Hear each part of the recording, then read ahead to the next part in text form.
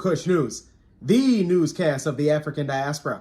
I'm your anchor, Ochanda, daily bringing you the top stories from Africa and the Caribbean. Let's look at today's news on Wednesday, April 12th, 2023.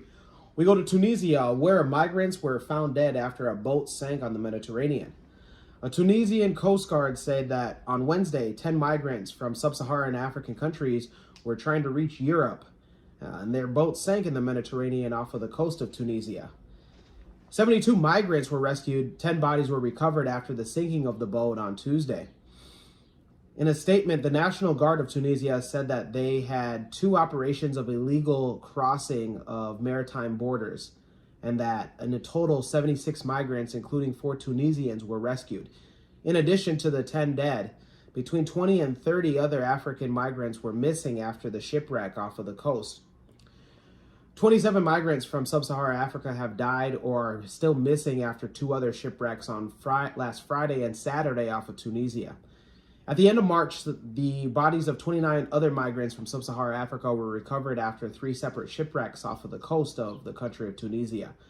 Tunisia, whose coastline is less than 150 kilometers from Italy, regularly records attempts by migrants, mostly from sub-Saharan Africa, to leave for Italy. The departure is intensified after a violent speech back on February 21st by Tunisian President Kais Saied, who denounced illegal immigration. Saied, in a racially charged statement, said that the presence of immigrants in Tunisia have caused a soar in violence and crime and changing Tunisia into a criminal enterprise. The change, also stated by President Kais Saied, stated that the agenda is to push the demographic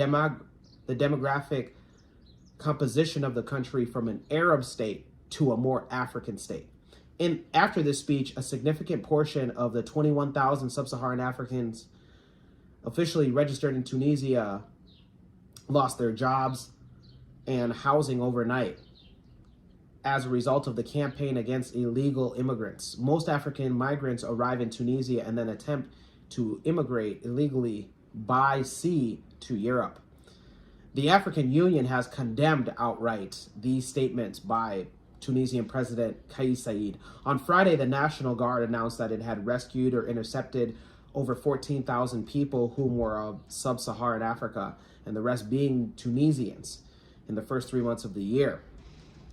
Those in Tunisia and those in the surrounding areas, let us know your thoughts and the continuing pattern of people being lost in the Mediterranean. Let's go to Kenya, where the Typhoon 1 has also been delayed.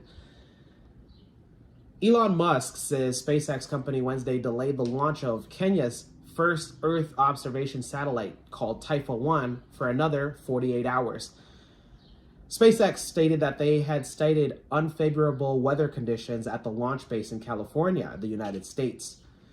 The acting director for space regulation stated that the morning of the launch, which had been scheduled for April 11th, had been pushed to April 14th.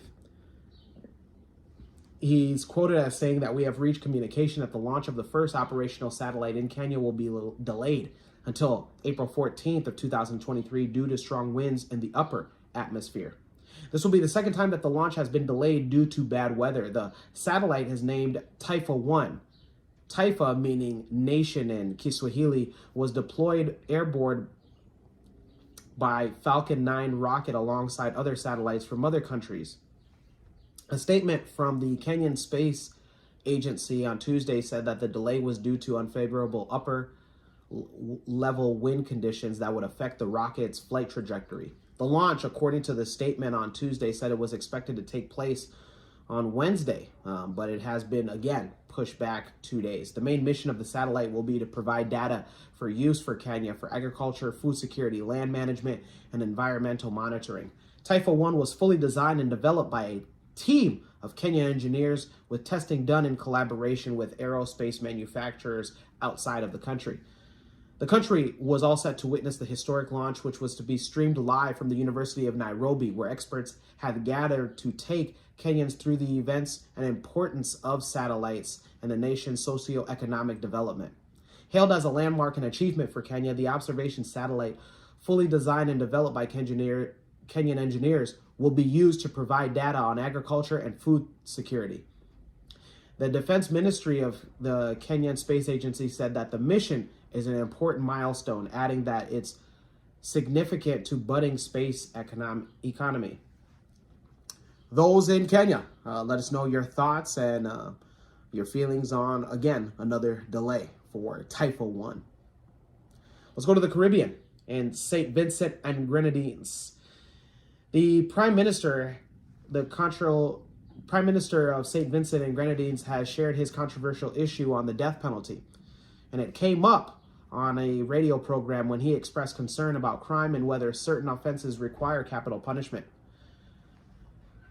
The Prime Minister, named Ralph Gonsalves, is urging young men to restrain themselves and end their fascination with guns, taking out their anger using weapons. He stated, everyone has to have patience and calm, not because you get angry or you lose yourself to restrain, but you have to go for the gun. There is something that holds you back.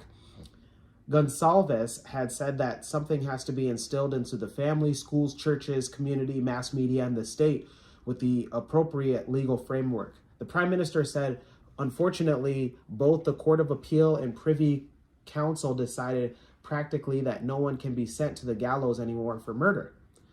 I have talked about between the death penalty and no death penalty for a long time now, over the last dozen or so years, and I came to the conclusion that there are particular offenses that you need the death penalty for. The Prime Minister said that he believes that it should be for murder, but not for those of passion. The Prime Minister said that the distinction was made in the constitutional reform, which went to the people, however, and the people rejected it. There have been many proposals, the Prime Minister said, but this one was critical to write into the Constitution, what was not there before, so we should carry out the death penalty in particular cases. The Prime Minister added that in the meantime, the existing legal system will be used as St. Vincent Grenadines seeks to see how it could bring up persons, particularly young males, who have the necessary restraints so they don't resort to gun violence. Those in St. Vincent and Grenadines, let us know your thoughts and feelings about the death penalty and the Prime Minister's endorsement of it.